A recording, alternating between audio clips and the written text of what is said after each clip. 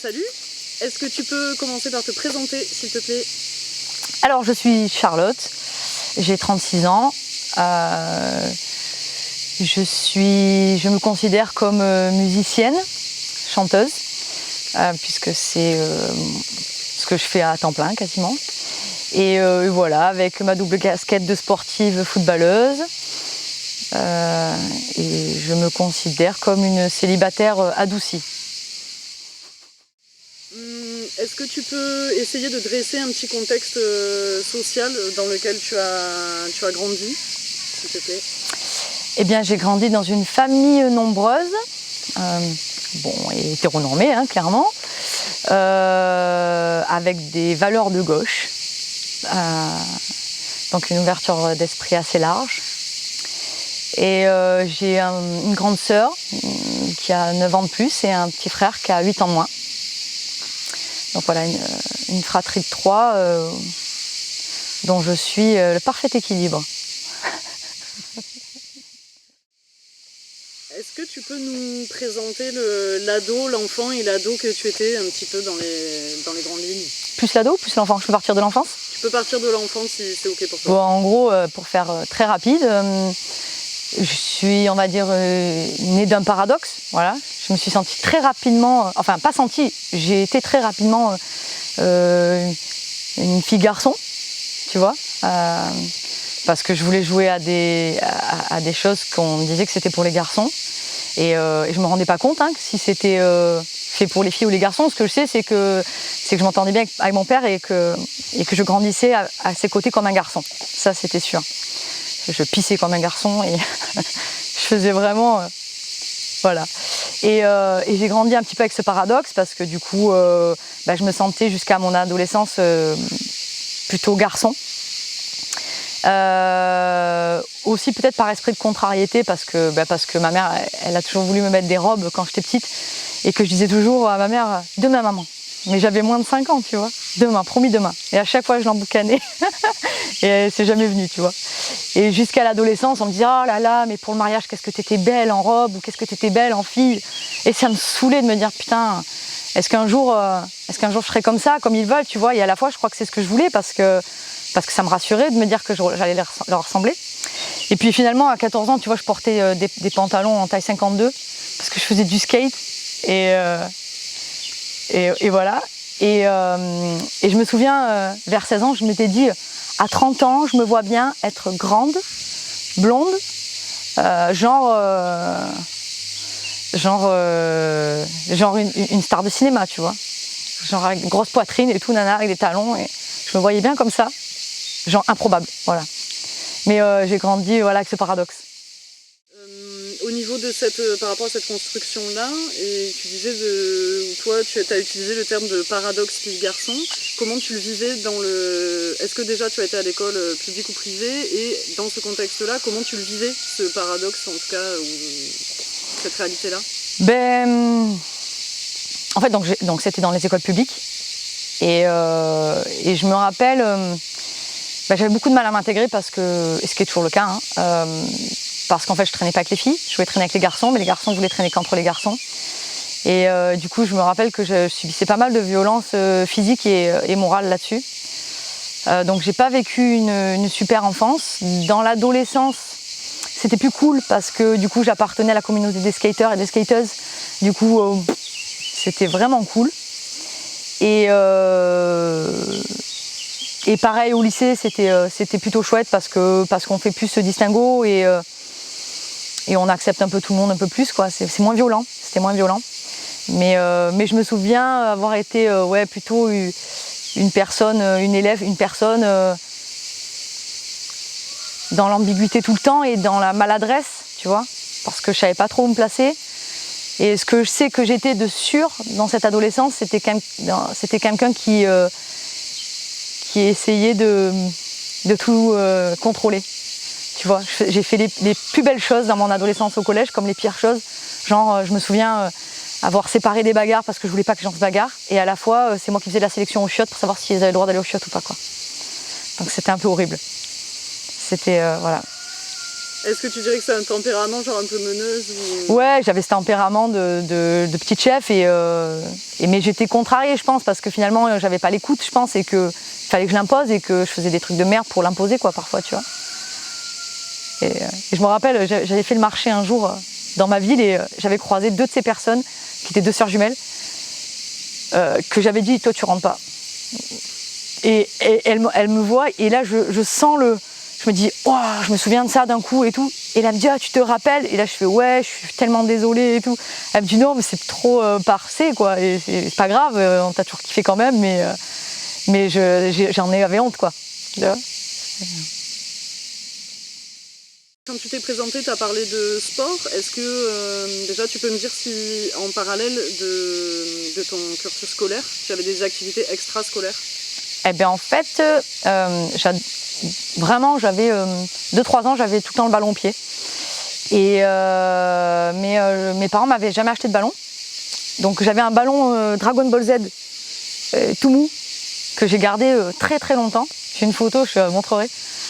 Et en fait, à mes 10 ans, mon père, il était dans le milieu culturel. Et donc, il avait des technos. Et ces technos, de temps en temps, il venait boire le café à la maison. Et dans un de ces technos, il était entraîneur de foot à Rassoin, à Istres. Et il me voyait jouer avec ce ballon tout le temps et tout. Il disait, mais putain, ta fille, elle a du talent, quoi. Et mon père, je sais pas ce qu'il se disait, tu vois, on s'en fout. Et un jour, je lui ai dit, tu pourrais pas m'avoir un ballon et tout. Et il m'a dit, je vais voir ce que je peux faire. Et un jour, il est revenu avec un vrai ballon. Et tu peux pas t'imaginer, le truc qui s'est passé en moi, j'avais un vrai ballon de foot dans les mains, j'avais 10 ans, quoi. Et donc, il était vieux, ce ballon. C'est genre le ballon qu'il voulait plus parce qu'il était trop dur maintenant, parce qu'il avait eu 10 ans sûrement, ce ballon. Donc je me cassais le pied dessus, mais j'étais tellement heureuse de l'avoir. Et à 11 ans, il dit, est-ce que tu veux essayer de rentrer dans l'équipe? Et j'avais dit, mais oui, et tout. Et en fait, pendant les 2 premiers mois, j'ai fait croire que j'étais un garçon parce que j'avais peur de ne pas être intégrée. Donc pendant 2 mois, je m'appelais Charlie et pas Charlotte, quoi. Et en fait, c'est pas 2 mois, c'est peut-être même plus, hein, parce que d'un coup, ils ont su que j'étais une fille. Et je me souviens qu'on devait être à la filée derrière comme ça. Et en fait, on devait partir au top, tu vois. Et l'autre, il devait pas être touché par... C'était un jeu d'explosivité. Et il y en a un qui a fait, moi je le fais pas. Et l'entraîneur dit pourquoi? Il a dit parce que c'est une fille. Et là tous les autres ils ont fait mais non, c'est pas une fille. Et là je me suis pris cher. J'ai pris cher en honte parce que j'avais menti, parce que je sais que j'étais pas à ma place, parce que c'était que des garçons et qu'ils voulaient pas qu'il y ait des filles. Et à la fois ils étaient mitigés parce qu'en fait je plantais tellement de buts dans les matchs que du coup ils étaient là ah mais putain ils étaient emmerdés, tu vois, aussi. Et donc j'y suis plus allée pendant quelques temps. J'y suis retournée. Et je me souviens que du dernier match que j'ai fait avec eux parce que l'entraîneur m'a dit écoute, voilà, t'as 14 ans et demi et en fait on n'a plus le droit d'avoir de la mixité. Donc c'est ton dernier match et ça tombe bien, c'est ton anniversaire. Donc plante-nous des buts, quoi. Et c'est le seul match où j'ai pas marqué, j'avais fait une barre transversale. J'étais deg. Et du coup je me suis retrouvée sans équipe rapidement.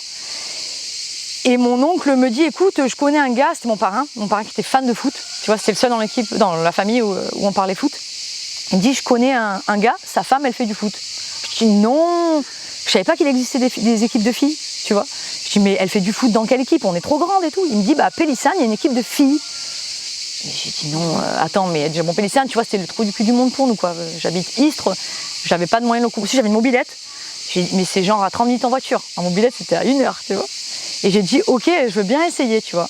Et en 2-2, j'ai intégré l'équipe. Ça s'est pas super bien passé. Et ça a été encore plus violent qu'avec les garçons.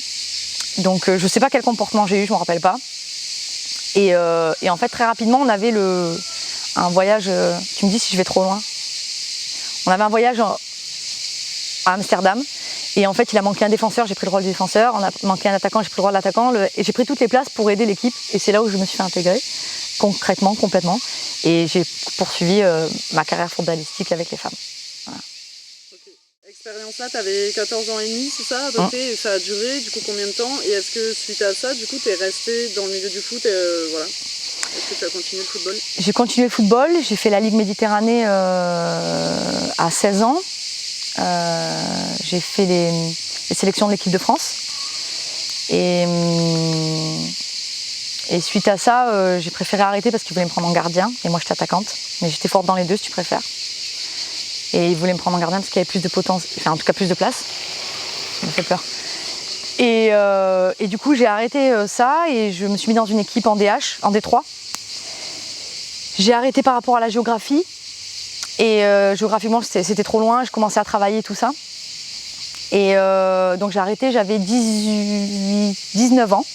À 19 ans, j'ai rencontré quelqu'un qui m'a dit pourquoi tu fais pas entraîneur t'es hyper pédagogue, t'apprends toujours aux nénettes ce qu'il faut faire et tout. Et j'ai dit mais comment on fait pour devenir entraîneur quoi? Il dit bah t'as qu'à passer un BPGEPS. J'ai dit mais qu'est-ce que c'est? Il dit bah c'est un diplôme dans le sport. Je dis mais non, tu vois, moi, je savais rien quoi, je savais rien de rien. Donc j'ai passé mon BPGEPS. J'ai été secrétaire à 20h là-bas et j'ai été entraîneur à côté des féminines. Donc j'étais entraîneur des féminines seniors, donc adultes, de 16 à plus, à infini. Et j'ai pris l'équipe des moins de 16 également, donc j'avais 2 équipes. J'ai fait ça pendant 4 ans. Je me suis arrêtée et j'ai repris il y a 2 ans. Et je suis devenue recoach des seniors féminines à Carry. Et j'ai recommencé à Saint-Cana en tant que footballeuse, Carry-le-Rouet. Et j'ai recommencé en tant que footballeuse à Saint-Cana, mais comme j'étais déjà trop vieille, je me suis mise en gardienne. Et puis je me suis fait mal et donc j'ai arrêté. Voilà. Donc là, tu as parlé foot, mais quand tu t'es présentée, tu as aussi dit que tu étais musicienne. À quel moment la musique intervient dans ta vie de manière active ou musicienne en tout cas? Elle intervient, j'avais 4 ans, parce que je m'étais fait piquer par une guêpe. Et qu'il y avait un concert de Patrick Bruel à la télé en live. Et que ma mère, elle m'a pris dans les bras comme ça pour aller me soigner. Et j'ai vu le concert et je me suis arrêtée de pleurer. Et donc elle m'a posé le temps qu'elle aille chercher le vinaigre. Et je me souviens de ce concert où je me suis dit, je veux faire pareil. C'est-à-dire, je veux être sur scène comme lui, je veux chanter pareil, quoi. 4 ans. Et donc, à 6 ans, mais à 5 ans, j'ai eu le Noël de mon père, donc dans la culture. Donc, j'ai commandé un piano. Donc, j'ai commencé à pianoter à 5 ans. Et à 7 ans, mes parents m'ont offert ma première guitare. Et puis, de toute façon, je traînais tout le temps dans les pattes de mon père. Et comme il était tout le temps sur scène, parce qu'il était directeur, soit de théâtre, soit d'autres trucs. Du coup, j'étais tout le temps avec les musiciens, à plier les câbles, machin, à les aider. Donc, ils me donnaient des instruments aussi, tu vois, les groupes qui venaient d'Afrique, ils me donnaient des trucs trop cool. Donc voilà, c'est venu comme ça. Que ce soit dans le sport ou dans la musique, ou dans un autre domaine, est-ce que tu avais ce qu'on appelle des rôles modèles? Est-ce que ça te parle, le terme de rôle modèle? Et si ça te parle, est-ce que tu en avais et est-ce que tu peux nous en parler? Non, concrètement, j'en avais pas. J'avais pas conscience que... Bah, mon père, il était dans la musique, clairement, mais... Tu vois, je me posais pas de questions, puis j'étais trop jeune. Et en grandissant, j'ai pas eu... Ah si, j'ai eu, mais... Ah, j'ai honte de le dire du coup. C'est le moment, est-ce que je dis tout? En fait, du coup, je me suis... Mais ça va venir, c'est bien parce que du coup, ça va faire la transition avec mon homosexualité. À 14 ans, j'ai détesté, mais au plus haut point, Lara Fabian. Okay. Ma soeur achète le CD de Lara Fabian. Et là, je tape la télé, mais concrètement, je tape la télé, je la déteste. Physiquement, tout ce qu'elle est, je déteste, quoi. Et elle écoutait ça en boucle. Et en fait, je me suis mis à kiffer, au point d'en devenir fan. Donc j'étais une fanatique de Lara Fabian. J'enregistrais tout. À l'époque, c'était sur cassette VHS. J'enregistrais tout. Je pleurais quand elle passait à la télé. Enfin, c'était un truc de ouf. Et je comprenais pas du tout ce que ça voulait dire, tout ça. Je savais pas le mot ce que ça voulait dire fanatique. Déjà, ouais, fan, tu vois, fan pour moi, c'était quelqu'un qui était en adoration sur quelqu'un. Mais je savais... Enfin, je pleurais, quoi. Et j'avais ce sentiment amoureux. Et du coup, j'étais vachement perturbée parce que je le comprenais pas. Et j'arrivais pas à mettre de mots dessus. Et voilà. Et du coup, donc j'étais fan de Lara. Donc ça a été mon modèle en chanson. Parce que du coup, mes premières gammes, ça a été sur sa voix à elle. Donc je pense que j'ai rêvé d'être une chanteuse à voix. Et j'ai rapidement vu que ça allait pas être le cas. Mais par contre, j'ai toujours écrit mes textes depuis jeune. Des textes pourris. Je me rappelle, il y avait une chanson qui s'appelait « Où est passé Joe ?» Je cherche partout, tu vois. Et elle était bidon, cette chanson. Mais en fait, j'écrivais quand même toutes mes chansons. Et Et depuis la rencontre avec Lara Fabian dans mon cœur, j'ai commencé à écrire des chansons d'amour. Et je trouvais que ça sonnait bien parce que en fait, je connaissais rien à l'amour. Et je commençais à écrire pas mal. Et donc j'avais 14 ans quand j'ai commencé à écrire mes premières chansons aussi. Voilà. Enfin, voilà. Pour être sûr d'avoir compris, du coup, est-ce que tu penses que c'est le fait d'avoir d'abord une réaction épidermique, genre en mode Lara Fabian, no way, et derrière d'avoir au contraire développé ce truc de waouh, elle me fascine et j'adore. Est-ce que du coup est-ce que tu penses que genre ça a déclaré chez toi une espèce de sentiment genre où tu étais au-delà de juste j'aime bien et que c'était un truc genre amoureux ou en tout cas peut-être pas amoureux mais lesbien? Ah ben je pense que elle a été la révélatrice, même si je m'en suis pas aperçue. Elle a été la révélatrice de mes premiers sentiments lesbiens. Sachant que très jeune, j'ai développé de l'affection plus, incompris en tout cas, incomprise, pardon, par exemple pour mes professeurs féminins de sport. Et d'ailleurs, c'est toujours une amie, elle a 70 ans maintenant, mais c'est une putain d'amie, quoi, ma professeure de sport, on se téléphone tout le temps et j'ai gardé un méga contact. Mais du coup, il y avait toutes ces petites alertes comme ça, mais que je comprenais pas, tu vois. Mais en tout cas, ça m'a fait relativiser en disant, ah ouais, mais c'est pas la première, Lara, en fait. Est-ce qu'au sein de ta famille, le sujet de l'homosexualité était abordé? Non, il n'était carrément pas abordé.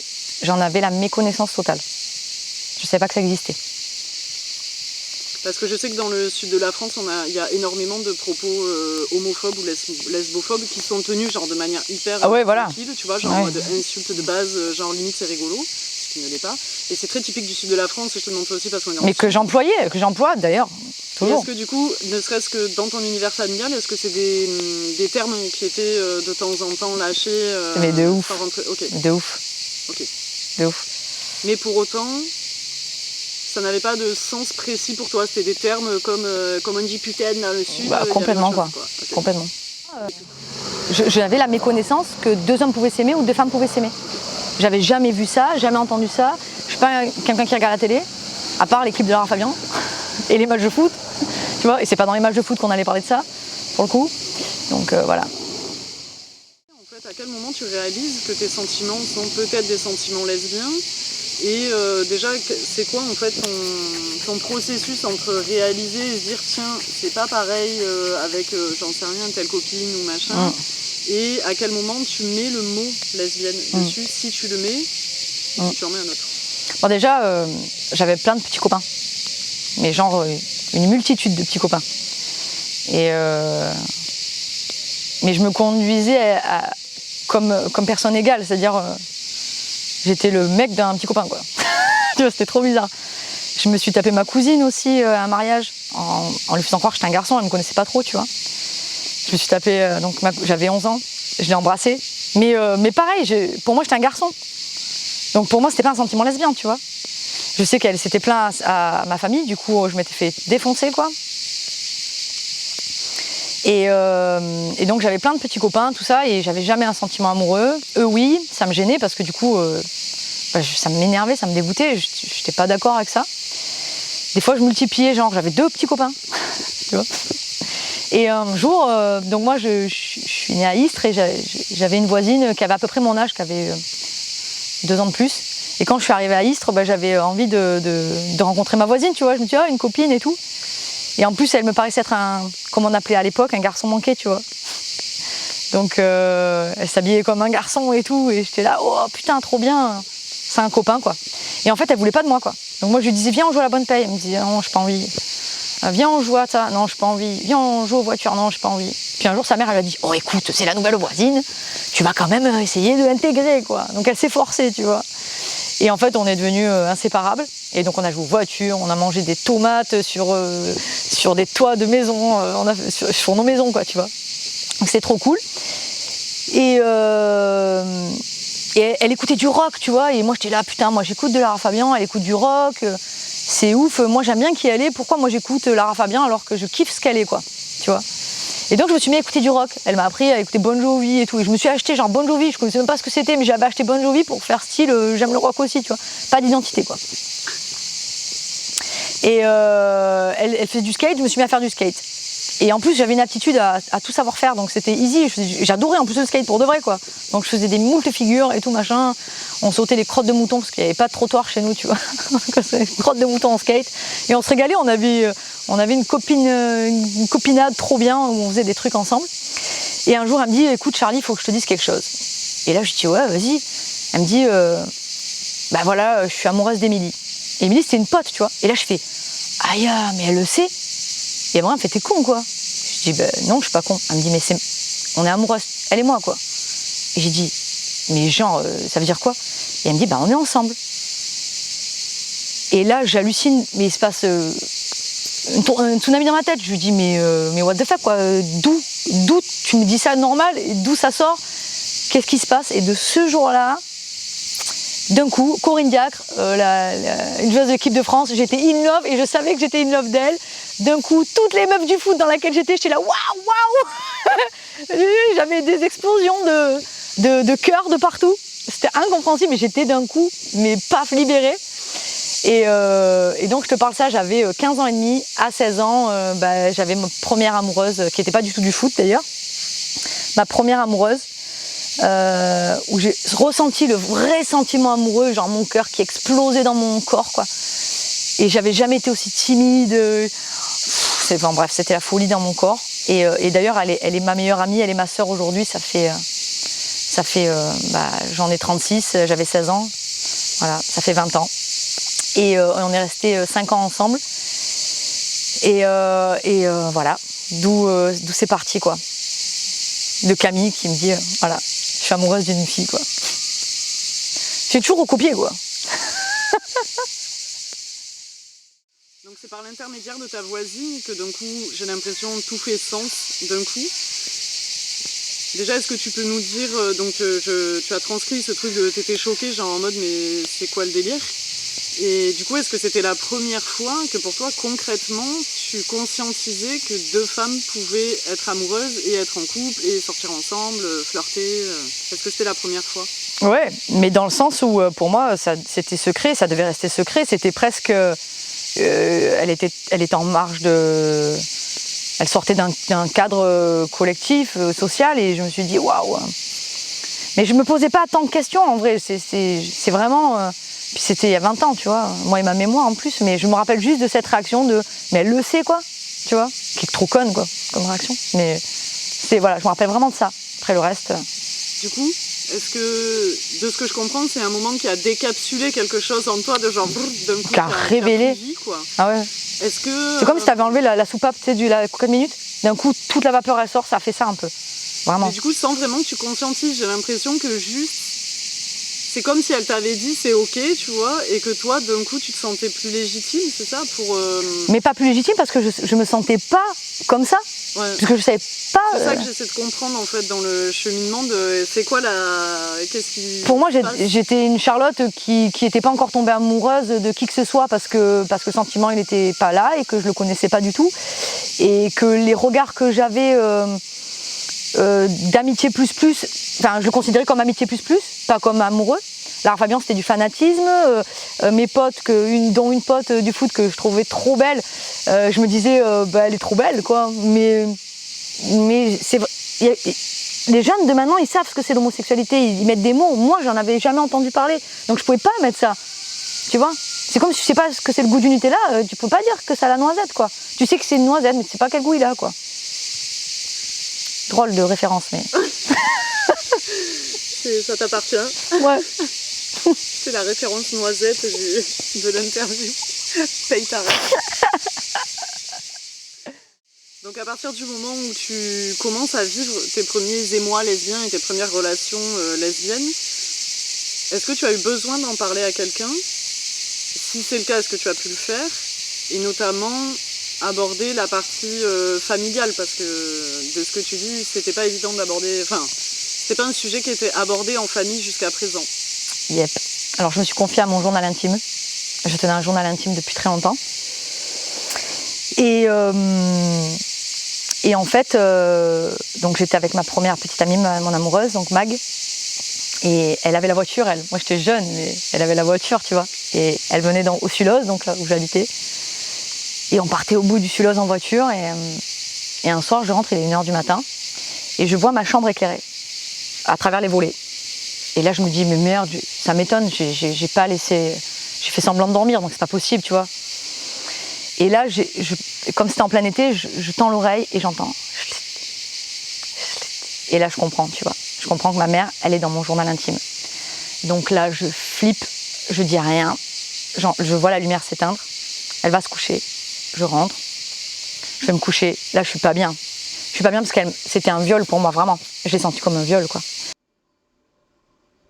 Suite à cette interview, Charlotte m'a demandé de couper le terme viol qu'elle avait utilisé. Pour des raisons techniques et de fluidité de l'interview, je n'ai pas pu remplacer ce terme. Après discussion et avec son accord, j'ai opté pour ses explications et de miser sur votre compréhension. Charlotte pense avoir utilisé le terme viol à mauvais escient et tient à s'excuser auprès de victimes de viol et les personnes qui pourraient être blessées par ses propos. C'était horrible et donc j'ai pas dormi de la nuit, on a parlé avec Mag toute la nuit. Le matin je pars à l'école, donc ils n'étaient pas debout. Et je trace en mobilette chez Mag à Martigues.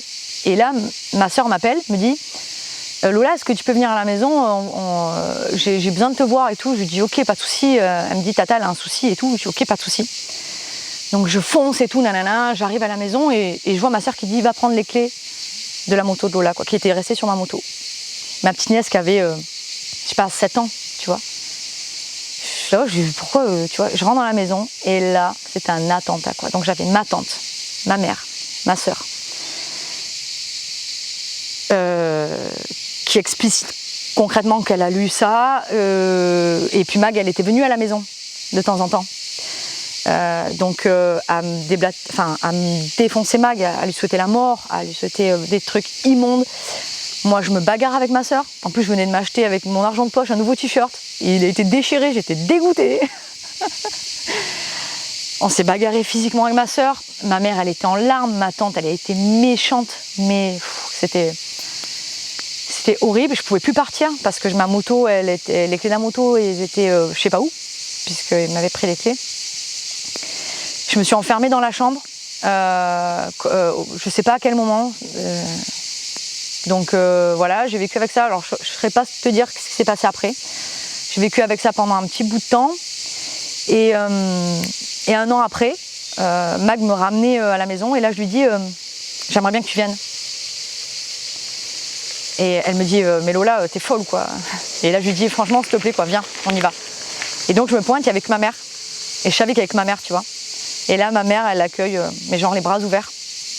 Donc j'hallucine. Je trouve ça génial. J'avais parlé, je pense qu'on avait dû parler un peu avec ma mère, tu vois, j'imagine, parce que je suis pas suicidaire non plus, tu vois. Et elle m'a dit, écoute, on va pas en parler de suite à papa. Elle m'a dit, je trouverai les mots, je trouverai la façon de lui expliquer. Elle m'a dit, je suis pas sûre qu'il accepte. Elle m'a dit, donc je vais voir un peu comment ça se passe, quoi. Et donc Mag, elle venait de plus en plus à la maison et Mag, elle était ingé son, tu vois. Et mon père aussi à l'époque, donc ils ont eu des points communs de ouf et donc il adorait en plus, donc tout le temps il parle et tout. Puis un jour ma mère, elle va au restaurant avec lui, puis elle lui dit, écoute, voilà, t'as rien compris, t'as pas capté, parce qu'il lui dit, Lola, elle a pas de petit copain, je la vois toujours avec Mag. Et elle lui dit, tu comprends rien ou quoi? Super les mots, tu vois. Et il lui dit, bah non, bah, elles sont ensemble, elles sont amoureuses, quoi. Ah ok, bah je veux pas qu'on en parle pour l'instant. C'est ok, mais je veux pas qu'elle m'en parle. Voilà. Et c'est parti de là. Et en fait, après, elle a été accueillie comme un membre de la famille de ouf. Mais de ouf, de ouf. Et elle fait toujours partie de la famille. Et ça a été la première... en tout cas, ça m'a permis de dire, ok, j'aime les filles. Mes parents sont ok maintenant. Après un gros combat, ils sont ok maintenant. Et derrière, j'ai eu pendant 7 ans. Et c'était ok. Elle était intégrée comme la famille. Et voilà, c'était le début de ma vie. Ok, j'aime les filles, quoi. J'emploie pas encore le mot, tu vois. Il viendra plus tard, parce qu'il est venu plus tard, quoi. Par rapport à la réaction de tes parents, donc tu as évoqué ce moment hyper intrusif où voilà, tu t'es sentie agressée dans ton intimité et que leur réaction en plus a été assez virulente. Est-ce que tu peux nous parler aussi de la suite, en tout cas de leur réaction ou voilà, comment eux ont... Parce que c'est passé il y a eu cette embrouille et après tu as sauté à beaucoup plus loin de genre c'était ok. Entre temps, voilà, est-ce qu'il y a eu d'autres choses? Je m'en rappelle pas. Okay. Je m'en rappelle pas. Et je sais qu'il y a eu 1 an qui s'est passé, mais je m'en rappelle pas du tout, quoi. D'accord. Parce qu'en off, tu me disais que du coup, le fait que d'autres personnes de la famille se soient greffées en mode hyper virulent à ton égard, de genre au secours, t'es lesbienne, ça va pas, t'es le diable en gros, quoi. Et que du coup, tu me disais en off que ta mère, malgré tout, est intervenue pour prendre ta défense. Est-ce que tu peux C'était parler plus tard, bien plus tard ça. D'accord. Mais oui, suite à une embrouille familiale, je suis allée auprès de ma marraine lui parler pour essayer de faire un peu de la médiation entre tout ça. Et je suis partie et je suis rentrée chez moi. Et ma mère m'appelle, elle me dit viens à la maison, ça va pas du tout. Donc j'y suis allée. Et elle me fait écouter le répondeur, à l'époque on avait un répondeur. Et là, 20 minutes de violence de ma marraine qui dit des choses horribles du genre ta fille c'est qu'une broute minou, qu'est-ce qu'elle veut à faire la médiation et nanana. Enfin 20 minutes d'insultes sur la thématique de l'homosexualité quoi. Et ma mère elle a été mais plus qu'outrée, elle a été blessée, elle a été rabaissée, elle a eu honte de le comportement de sa sœur, tu vois. Et donc, à partir de ce moment-là, elle a décidé de pas partir en guerre, mais en tout cas de plus acquiescer tout ça. Et elle a pris ma défense directe. Et c'est là, si tu préfères, où j'ai compris que c'est ok. Ma mère, quoi qu'il se passe, quoi que je sois, en fait, je reste quand même la prunelle de ses yeux et qu'en fait elle sera toujours, même si elle peut sentir, tu vois, je pense qu'elle aurait rêvé que je sois hétéro, ma mère, clairement, et puis elle l'a évoqué à des moments, mais malgré tout elle sera là et elle sera toujours là quoi, tu vois, c'est mon choix et c'est ok, c'est bon quoi, voilà. Tu disais que quand tu étais plus petite et plus jeune, du coup, enfant et ado, tu avais un rapport à ton look, en tout cas tu avais un certain look, et qui faisait que les gens avaient tendance à dire t'es un garçon manqué, ou en tout cas, et que du coup toi ça a bousculé des choses en toi, parce qu'en vrai t'étais bien dans tes baskets, mais on te renvoyait le fait que c'était pas ok. À partir du moment du coup où tu as commencé à vivre des histoires lesbiennes, est-ce qu'il y a eu des changements au niveau, en tout cas de l'acceptation, ou au contraire, j'en sais rien, est-ce que tu as changé de look, est-ce que... Tu sais, je sortais de l'adolescence, j'avais 16 ans, j'étais dans l'adolescence quoi, et j'avais envie déjà de m'approprier mon corps de femme, tu vois. Moi j'ai passé donc de mes 3 ans à mes 15 ans en jogging ou en fut de skate. J'avais les cheveux, à 11 ans je me suis coupé les cheveux. Ma mère est partie en voyage, j'en ai profité pour faire n'importe quoi à mes cheveux, pour que quand elle rentre elle dise mais qu'est-ce que tu as fait ma fille? C'est ce qui s'est passé. Elle a dit puisque c'est comme ça on coupe tout. Yalla. Elle se doutait pas du subterfuge quoi. Donc j'avais ça sur les cheveux en pique, comme ça j'avais mon gel et j'ai commencé à prendre soin de mon look à ce moment-là en fait. Quand j'avais les cheveux courts, je me suis dit yes, ça c'est moi. Donc j'étais en moto, je mettais le casque, j'avais mon gel dans la poche. J'arrivais chez mon pote pour aller au lycée, on allait prendre le bus, j'avais sa fontaine, je me mouillais les cheveux, je mettais le gel et c'était bon quoi. On est parti pour la journée. Donc voilà, j'ai commencé à faire attention à mon look à ce moment-là. Et vers, je te dis, 15-16 ans, j'ai commencé à accepter mon corps de femme aussi et vouloir un petit peu me féminiser, voire passer complètement à la barrière inverse, c'est-à-dire que je commençais à me laisser pousser les cheveux, je commençais à m'habiller comme une femme et j'étais pas chaude. J'étais pas bien dans mes baskets, mais je voyais le regard de ma famille était meilleur envers moi et ça me faisait du bien de fou et donc je l'ai fait pendant quelques temps. Puis ça m'a saoulée, et puis à 19 ans je suis partie de la maison avec perte et fracas. Donc c'est là où j'ai commencé à m'habiller comme je voulais et j'avais les cheveux longs, c'était pas trop un souci. Et je me suis recoupé les cheveux en 2014 et je les ai plus jamais repoussés. De toute manière je me trouve trop laide les cheveux longs donc voilà. La période où tu faisais du foot, en tout cas en parallèle, c'est aussi le moment où tu as vécu une première relation lesbienne. Est-ce que tu étais au foot? Ouais. Voilà. Et du coup, est-ce que c'est un sujet qui a été abordé au foot? Est-ce que, ne serait-ce qu'entre vous, entre copines de foot, entre coéquipières, tu vois, est-ce que c'est un sujet qui était présent ou il y avait une espèce de tabou? C'était pas un sujet parce qu'en fait, je me suis rendu compte de la Gwyn Party quoi. d'un coup, j'ai vu des choses que j'avais jamais captées avant. Et j'avais fait what the fuck, et on faisait des soirées entre meufs. Et je me disais, mais qu'est-ce que c'est? L'autre, elle nous faisait un striptease et tout. J'étais là, waouh, c'est trop bien. Et je me rendais compte que toutes mes copines, elles étaient déjà bien au courant, bien avant moi, de tout ce qu'elles étaient, de même ce que j'étais moi, sans que je le sache. Mais on n'en avait jamais parlé et j'ai pas souvenir qu'on ait parlé de ça. On parlait plus genre, mais presque comme des garçons, tu vois. On était crus, quoi. On parlait de meufs et on se dit, ah putain, elle, ouais, vas-y, demain tu te la pécho, quoi. Et au tournoi, le lendemain, bah, j'étais en mission pécho, quoi. C'était n'importe quoi. C'était des bons souvenirs. Ça, c'est des bons souvenirs, en tout cas. Et si je te demande ça, c'est aussi parce que en termes de présent, c'est quand même des sujets, en tout cas en France, qui sont difficiles, pas abordés ou très très peu abordés dans le milieu du foot, et notamment du milieu du foot féminin. Or, quiconque a eu à pratiquer des sports collectifs, dont le football, sait que effectivement c'est aussi un vivier de lesbiennes, entre autres, de bisexuels, j'en sais rien, enfin, en tout cas voilà, de sexualité qui ne soit pas uniquement hétéro. Mais même au sein de la fédération de foot, c'est un ultra tabou, ils cherchent à surféminiser les femmes, ils visibilisent aussi à fond. Les joueuses se sentent peut-être pas forcément légitimes à l'idée de faire des coming out, même si elles en auraient envie ou besoin. On a eu récemment Pauline Perromagnan qui a fait son coming out et qui a fait un effet bœuf parce que bah, merci, alléluia, il était temps. Et donc du coup ma question voilà, c'était aussi par rapport à ça, de voir si toi à cette époque-là, c'était un sujet qui était abordable ou pas en fait. Voilà. Bah, alors qu'il était présent, quoi. Peut-être qu'il était abordable, mais encore une fois, et on y viendra sûrement, mais j'ai conscience de tout ce qui des communautés, j'ai conscience de la douleur, j'ai conscience des difficultés des autres.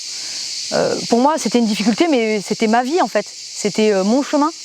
Et je me posais pas la question des autres si il y avait des chemins qui étaient difficiles pour elles ou pas, tu vois. Donc je m'étais jamais posé la question si c'était abordable ou pas abordable. Je l'ai jamais abordé moi.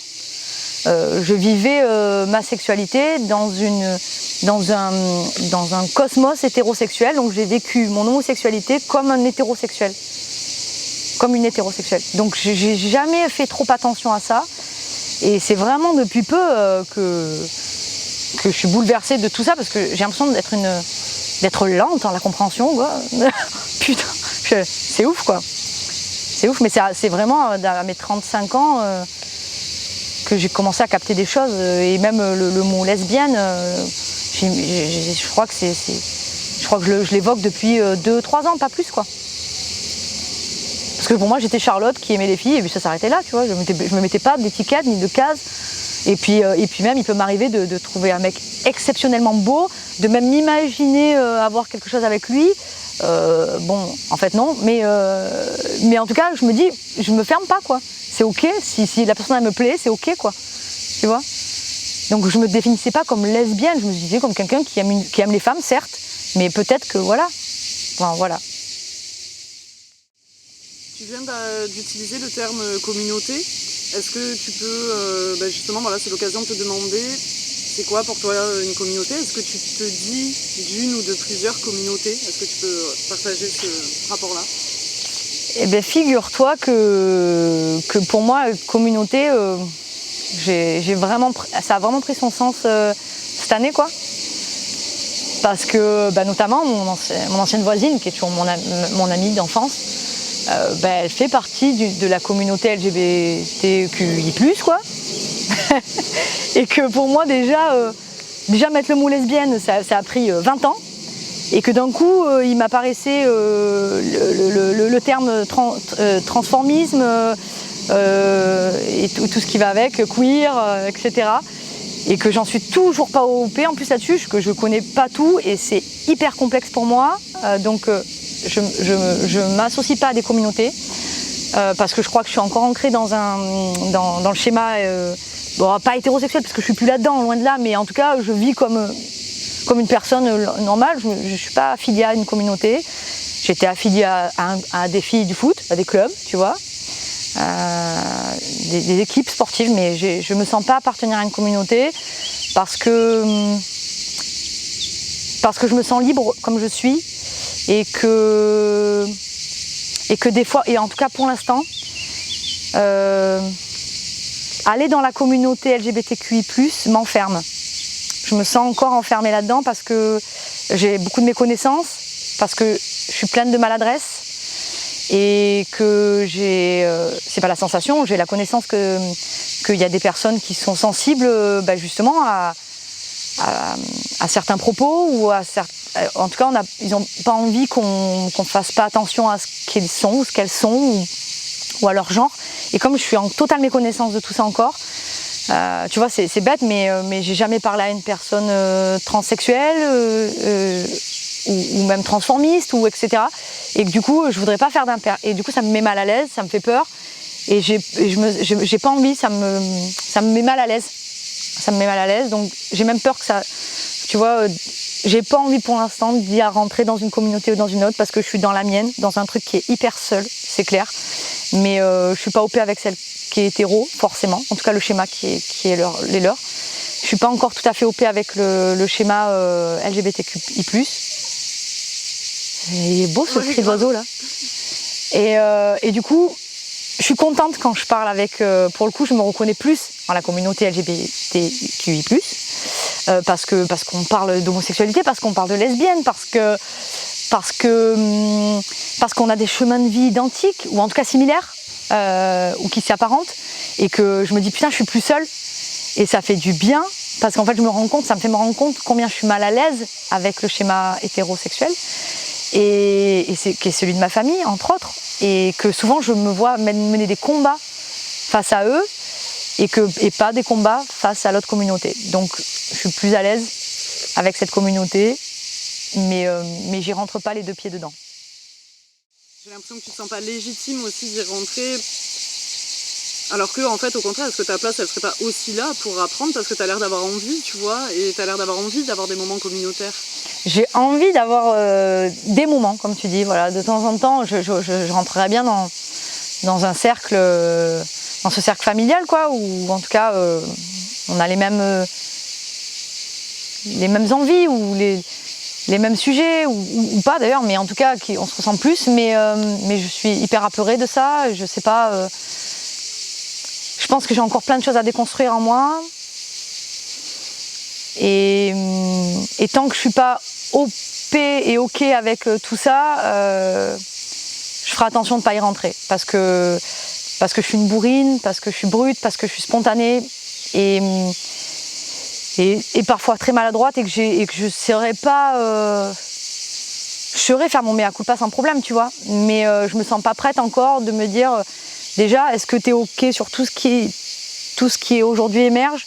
Est-ce que tu es OK avec ça et quand je me sentirai vraiment OK avec tout ça, je ferai sûrement le pas, ou pas, parce que j'habite à Istres et que à Istres, je crois pas qu'il y ait de rassemblement communautaire de ce type et que je suis pas prête à habiter à Marseille, en tout cas pour me sentir dans une communauté.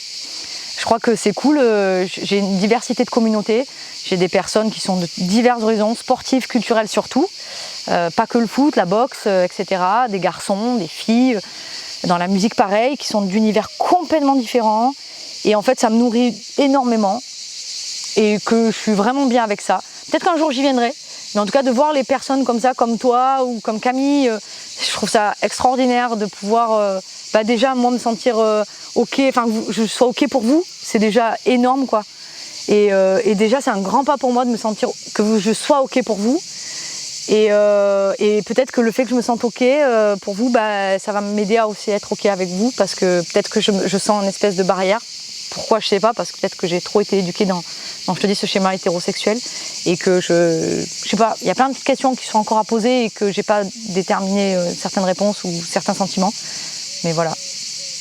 Bon, je sais pas si mon avis a une quelconque importance, mais moi je trouve ça assez intéressant aussi, effectivement, ta façon d'aborder. Ça veut dire que déjà, tu as conscience que c'est pas t'arrives et tu colonises un milieu avec ton côté bourrin et nanana, et que du coup il y a la considération dans tes propos, il y a la considération de l'autre. Ça veut dire que déjà tu as intégré que pour certaines personnes il y a des questions, toi soit tu te les poses pas, soit tu t'en tapes, soit tu peux les aborder frontalement, mais du coup j'ai l'impression que tu as déjà conscience que c'est pas la réalité de tout le monde, et pour moi c'est vraiment le first step quand on rentre dans un groupe, peu importe lequel, mais je crois que c'est de considérer l'autre. Et du coup, et ça me fait penser, pardon, à ce qui pour moi est latent tout au long de ce que tu as transmis au cours de cette interview jusque-là. C'est ton besoin ou ta réalité de lenteur, en fait, quoi. Parce qu'à un moment donné, tu disais, j'ai l'impression de genre avoir mis 10 ans pour réaliser ça, 20 pour ça. Et du coup, là aussi, peut-être que tout ça, tu le dis, c'est cette année ou l'année dernière et c'est assez récent. Et du coup, tu as besoin de temps pour digérer. Et moi, il me semble que c'est quand même assez... c'est une belle chose, quoi, de prendre le temps, effectivement. Et c'est tout à fait OK de prendre le temps. C'est pas une obligation. Non, c'est clair, c'est comme je le vis totalement comme ça. C'est pour ça que je te dis, je sens pas la nécessité d'aller d'un côté ou d'un autre. J'ai des millions de communautés, des millions, j'exagère. J'ai des communautés, plusieurs, et c'est OK avec ça, vraiment. Je suis OK avec ça. Est-ce que tu peux déjà me dire si tu te penses militante, si tu te dis militante, et si oui, où est-ce que tu situes ça, sinon, est-ce que tu peux l'expliquer? Alors, j'adoucis mes propos envers moi, tu vois, là-dessus. J'ai mis du temps à me considérer lesbienne. J'ai mis du temps à me considérer musicienne. Tu vois, quand je me suis présentée, j'ai dit musicienne. Ça m'a coûté de ouf, encore. Et j'ai mis du temps à me considérer militante. Parce que pour moi, quelqu'un qui fait quelque chose, il doit le faire de A à Z, tu vois. Pour moi, un musicien, il doit être accompli, il doit savoir le solfège, les gammes, machin, la lesbienne, je sais pas ce qu'elle remplit, mais bon, je me considère lesbienne quand même. Et militante, c'était pareil. Donc aujourd'hui, je milite à ma façon, pour l'écologie, principalement, et pour mon homosexualité. Alors pour l'écologie, j'ai un spectacle jeune public où je mets les deux pieds dedans, où je ne suis pas moraliste du tout, mais je veux que les enfants entendent la réalité de la vie, la réalité des hommes et la réalité de la nature, tu vois, qu'ils en prennent conscience. Et dans mes chansons plus perso, donc dans l'IA, j'ai des chansons militantes, je dis elle, j'assume, à l'époque j'assumais pas, je disais ni il ni elle, aujourd'hui je dis elle. Je parle d'amour, je parle de séparation, je parle de la difficulté d'être dans cette société et je parle de politique, etc. Donc j'estime que c'est une certaine forme de militance et une certaine forme de militantisme. Je mets pas les deux pieds dedans, c'est-à-dire je vais pas dans les manifs écolos, je vais pas dans... Alors je vais à la Gay Pride, voilà, mais est-ce que j'y vais pour militer? Pas spécialement, je crois que j'y vais aussi pour faire partie de la communauté, pour être avec la communauté justement, et je crois que je réalise pas tellement combien ça a été dur sûrement la première Gay Pride à faire, tu vois. Et je me suis pas encore posé toutes ces questions, mais tu vois, elles me viennent, et c'est cool. Et donc voilà, je suis militante, mais à mon échelle, je fais mon tri et sélectif. Je parle des arbres avec les enfants et je chante mon homosexualité en chanson, quoi. Sur ce sujet, est-ce que tu peux préciser le nom de ton spectacle? Ouais, le spectacle s'appelle La forêt de Pacha. Et c'est cool parce que Pacha, à la base, quand j'ai créé La forêt de Pacha, Pacha c'était un singe. Il était le héros du truc. Et au bout de 6 mois, je me suis dit, mais putain, fais chier que Pacha ce soit un singe, quoi. Pourquoi c'est pas une guenon, quoi? Non, je savais pas que ça existait guenon. Donc je dis, pourquoi c'est pas une meuf Pacha, quoi? En plus, moi, je suis une meuf, donc c'est logique, quoi. Et donc je me suis dit, ok, c'est quoi la meuf c'est quoi le féminin de singe, quoi? Et là, j'ai vu guenon. Et là, je me dis, ah, ça sonne mal, quoi. Et en plus, guenon, tu sais, c'était vraiment dans la famille, c'était, c'est une guenon, elle, tu vois. C'était péjoratif un peu. Et là, je me suis dit, allez, je m'en fous. Les petits, ils n'ont pas encore ça dans la tête. Donc, guenon, c'est OK. Et donc, on a tout transformé le spectacle. D'ailleurs, c'est dur parce que de temps en temps, donc, ma collègue qui fait avec moi, elle dit il, Pacha, il, ou Pacha, le singe. Et donc, moi, je suis là avec mon micro, je fais elle. Et tu vois, je dis tiens, et à chaque fois, elle m'engueule. Elle me dit arrête de me couper. Je dis non, tu dis elle, quoi. C'est une meuf, Pacha. C'est elle qui sauve, tu vois. Donc, il y a La forêt de Pacha et on peut me trouver sur YouTube. Et j'ai un site internet qui s'appelle laforêtdepacha.com. Et ça va de maternelle, de la dernière section de maternelle à 10 ans. Parce que tu interviens dans les écoles, donc? Dans les écoles, dans les centres sociaux, pour des assos, pour plein de trucs, pour des festivals. Du coup, à ce jour, est-ce que tu es out, c'est-à-dire ouvertement lesbienne, dans toutes les sphères privées, publiques dans lesquelles c'est pas grave, dans lesquelles tu évolues? Alors aujourd'hui, oui. dans la musique, dans le spectacle en général, dans la famille, les copains, le travail. Alors le travail, ça s'est pas dit ouvertement, mais c'est pas caché. Donc si un jour ça se pose, ça se pose. Je crois qu'en plus c'est quand même presque écrit. Voilà quoi. Bon. Et donc voilà. Et c'est pour ça que j'ai arrêté d'ailleurs mon first métier, quoi, qui était dans les quartiers. J'étais coordinatrice dans les secteurs jeunes. Et ça me posait un problème parce que je m'évertuais à leur dire soyez-vous, je vous en supplie, soyez-vous dans n'importe quelle situation. Et ça faisait pas sens parce que j'étais pas moi. Et je leur disais pas, je disais ils même, parce qu'ils me posaient des questions. Et j'osais pas, j'avais une peur bleue, quoi. Et quand ça faisait plus sens de leur dire des choses que je pouvais pas faire moi, je me suis dit il faut que tu arrêtes. Et donc j'ai arrêté il y a 2 ans. Parce que je pouvais plus. Et j'avais ce besoin d'être moi délibérément dans tout ce que je fais. Donc voilà. Est-ce que tu as déjà ressenti une forme d'insécurité par le fait d'être lesbienne, que ce soit dans la rue, dans des espaces où tu gravites? Est-ce que tu as déjà eu, je sais pas, vécu des situations que tu identifies comme lesbophobes ou homophobes en tout cas? Est-ce que... Jamais. En plus, j'ai pas du tout un comportement safe, c'est-à-dire je vais marcher main dans la main avec ma copine, je vais faire des câlins, voilà, j'ai aucun comportement sécure. Et j'ai jamais eu à faire, alors je sais pas si c'est parce que mon instinct capte des choses et le fait à des endroits précis, ou en tout cas ou capte que c'est ok, tu vois, ici. Je suis pas sûre que je fasse la même chose quand même en plein milieu justement d'un quartier, et c'est peut-être qu'en plus que des préjugés, parce que ça se trouve il n'y aurait jamais eu de problème en vrai. Ou alors, je sais pas moi, peut-être que je le sens que c'est safe aussi. Mais non, en fait, j'ai jamais, et tant mieux pour moi, et c'est cool. Est-ce que tu aurais des petits tips, tu vois, des astuces pour des personnes qui regarderaient cette vidéo et qui ou se questionneraient sur leur sexualité, ou seraient en train de vivre pour la première fois, j'en sais rien, des sentiments lesbiens, etc. Est-ce que tu aurais des petites astuces pour bien vivre ce passage-là vers la nouvelle vie, quoi?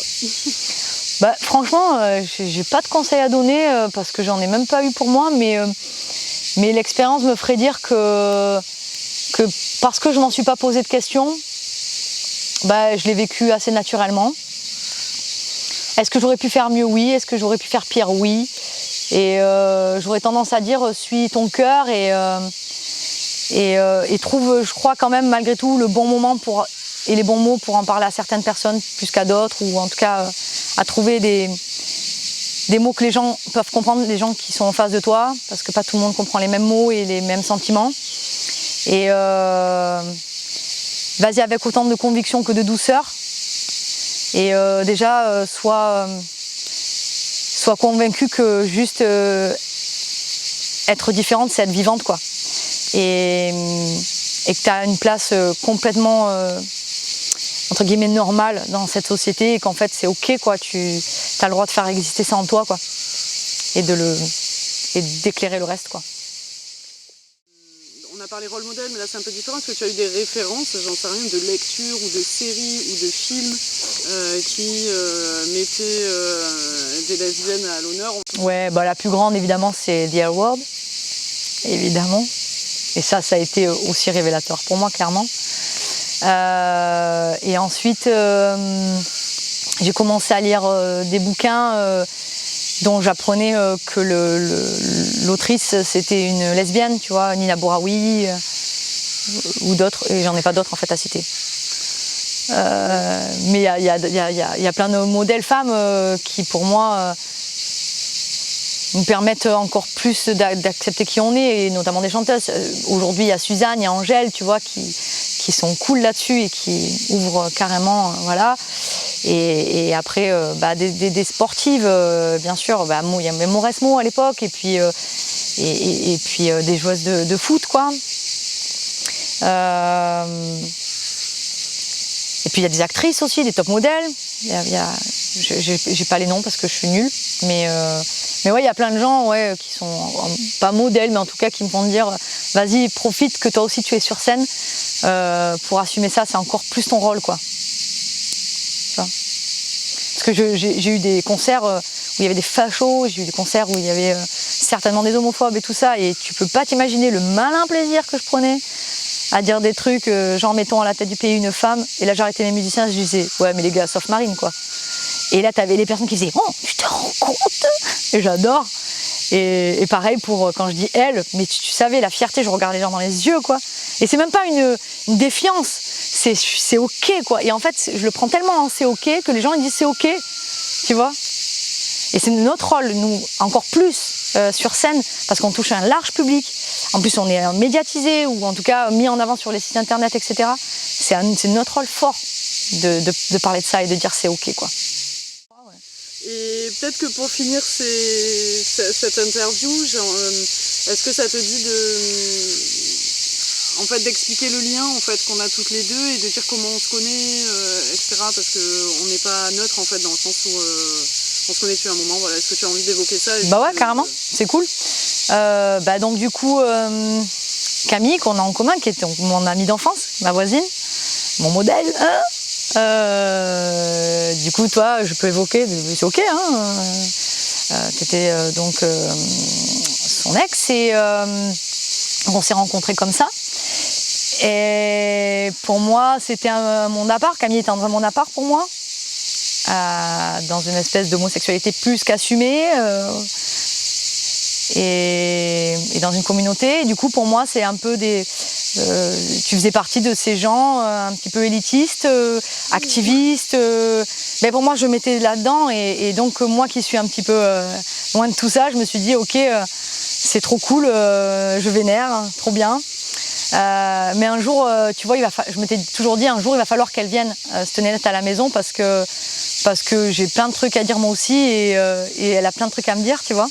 Donc je t'avais proposé, quand tu avais fait ton projet, je l'avais trouvé génial et je m'étais dit, alors je sais pas si je veux me faire interviewer, je suis pas sûre d'être légitime et en plus je suis pas sûre d'avoir des choses à dire. Mais en tout cas, si elle a besoin de s'élancer et de faire son crash test, je veux bien l'être parce que ça me dérange pas. Donc je t'avais dit, vas-y, si tu veux, je serai là. Et en fait, plus ça allait, plus je me sentais illégitime et je me suis dit, elle m'appellera jamais. Et c'est ok en fait, parce que si elle ne m'appelle pas, c'est qu'elle n'a pas besoin. Et quand tu as eu ce besoin de trouver un logement rapide, tu m'as contacté et c'était cool, c'était OP pour moi. J'avais personne à la maison à ce moment-là et c'était avec la plus grande joie que je t'ai accueillie à la maison pour tout ce que j'avais envie que ça représente pour moi et pour nous, pour cette découverte, parce que j'avais besoin de te découvrir. On s'était vu la dernière fois à une cause difficile et triste et je m'étais dit elle est là. Tu vois, et en fait c'était important pour moi de me dire les personnes qui sont dans cette voiture, c'est des gens qui aiment Camille et moi Camille c'est ma sœur quoi, tu vois. Donc t'as pris encore plus une place importante dans l'idée que je voulais te connaître. Donc voilà, on est là. Cool, on est déjà pour les paillettes au passage que tu as jetées au-delà d'expliquer notre lien. Dans une des réponses, là, tu as évoqué le fait que plus tu as eu connaissance de mon projet en termes de matière, en fait, c'est-à-dire qu'à partir du moment où j'ai commencé à publier plus fréquemment, et notamment les 2 premières interviews, et que tu m'as entendu parler du 3e qui n'est pas encore sorti, mais qui va arriver, et tu dis, de ce que je comprends, que en gros, plus il y avait du contenu, moins tu te sentais légitime de témoigner, et plus tu avais l'impression de ne pas pouvoir apporter quelque chose. Et c'est des sujets qu'on a évidemment, dont on a parlé toutes les deux, parce que ça fait plusieurs jours que tu m'accueilles sur ton terrain. Et du coup, je pense que c'est l'occasion d'en parler, c'est important de le faire aussi pour moi par rapport au projet. Ouais. En fait, je trouvais que ces personnes, elles étaient vachement impliquées dans la cause justement LGBTQI+, qu'elles avaient un beau lexique, ces nénettes-là, elles parlent bien. On sentait qu'elles sont un peu politisées aussi, qu'elles sont militantes plus, tu vois. Et moi, je te dis, je suis tellement en retard sur plein de trucs que je me suis dit, je vais pas être légitime. En fait, je suis nulle parce qu'en fait, j'ai 36 ans et j'ai l'impression d'avoir 20 ans dans ma connaissance, tu vois. Donc, j'avais un peu honte, en fait. Et je me suis dit, qu'est-ce que tu vas apporter de plus? Tu vois, moi, ces gens-là, ils m'apportent. J'ai entendu des trucs, je me suis posé la question, putain, queer, ce serait temps que je sache ce que ça veut dire, quoi. Tu vois, moi, je me suis dit, qu'est-ce que je vais apporter, quoi? Je fais de la moto, ils savent ce que c'est une moto, quoi. Et du coup, qu'est-ce qui fait ce changement? Qu'est-ce qui fait que tu témoignes? Eh bien, parce que justement, en fait, vraiment, je me sentais encore illégitime jusqu'à hier.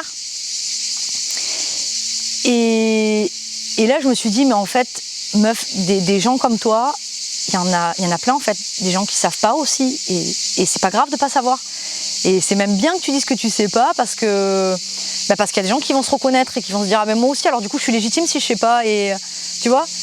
Et ça a fait sens hier soir en fait, ça a vraiment fait sens hier soir en me disant en fait là pour le coup, en fait le fait de pas savoir, c'est ok. Et il y en a d'autres qui se reconnaîtront, et du coup peut-être ça parlera et ça aidera justement à comprendre que ce que toi tu veux, c'est la diversité et pas justement une uniformité des choses, quoi. Et c'est tout à ton honneur d'ailleurs.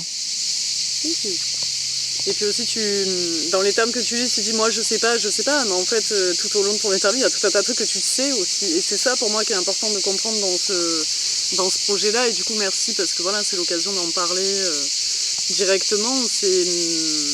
Ce projet, c'est pas, je veux pas que ce soit une niche. Et c'est vrai qu'à un moment donné, ça devient une niche. Et en fait, on rentre très vite dans une niche parce que ton réseau. Pour l'instant, je n'ai que des jeunes, par exemple, entre 20 et 30 ans. Et pour moi, ça est en train de devenir problématique parce que le message que je fais passer, en fait, par la continuité des interviews, c'est que je veux des personnes qui ont 20 et 30 ans. Et c'est pas le cas, en fait. Je veux que toutes les personnes, moi, si je pouvais, ça serait de la majorité à la fin de vie. Si je peux choper des témoignages au milieu de tout ça, c'est cool. Et pareil, en fait, bien sûr que moi, cet engagement, il est militant. C'est un projet militant, en fait.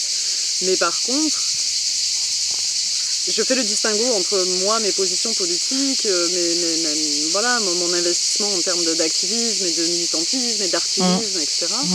Mais par contre, ce qui est intéressant, je trouve, et ce que je veux montrer, c'est que lesbienne, c'est un point commun qu'on a toutes, en tout cas qui allons tous même par l'intermédiaire de ce projet, et que après les réalités sont propres à chaque personne, à chacune, quoi. Et c'est ça que je trouve intéressant, en fait, c'est de se dire, mais ok, mais c'est quoi ta life, en fait, en dehors d'être lesbienne, quoi, tu vois. Ouais. Et c'est quoi qui va venir nourrir cette communauté-là, et en tout cas, voilà, ce groupe-là d'individus qui ont ce point commun que d'être lesbienne, tu vois. Ouais. Et donc, voilà, c'est cool qu'on en ait parlé, c'est l'occasion de quoi. Mais je comprends, et tu as raison de l'évoquer, et j'espère qu'elles entendront le message et qu'il y aura plein de femmes ou plein de gens qui viendront à ta rencontre. Et je vais rajouter juste une chose. Je me rends compte qu'en fait, ça devait être important pour moi, et ça doit l'être, même si j'en ai pas encore vraiment tout à fait conscientisé, important que je rentre dans une communauté quand même homosexuelle, parce que je me rends compte que je vais faire un verbologisme là. Je vais inventer un verbe. J'ai essayé, je me rends compte là, j'ai essayé d'homosexualiser toutes mes copines. C'est-à-dire à dire, putain, mais ça se passe mal avec ton mec. C'est une meuf, tu vois. Et à chaque fois, on me disait, mais putain, mais arrête. Donc en fait, je pense que c'est nécessaire pour moi de faire ça aussi, je crois, pour me sentir inclus dans un truc, quoi. Voilà. Super cool. Mais du coup, on va finir. Et ça, j'ai jamais fait les interviews, mais au moins qu'on finisse à deux, quoi. Genre, grave. Big up à The Road. Excuse-moi. Et big up à Noja, quoi. Trop bien. Suivez-la. Et puis, j'espère qu'elle ira loin, mais loin, en France aussi. Bout de la France. Merci, meuf. Ouais.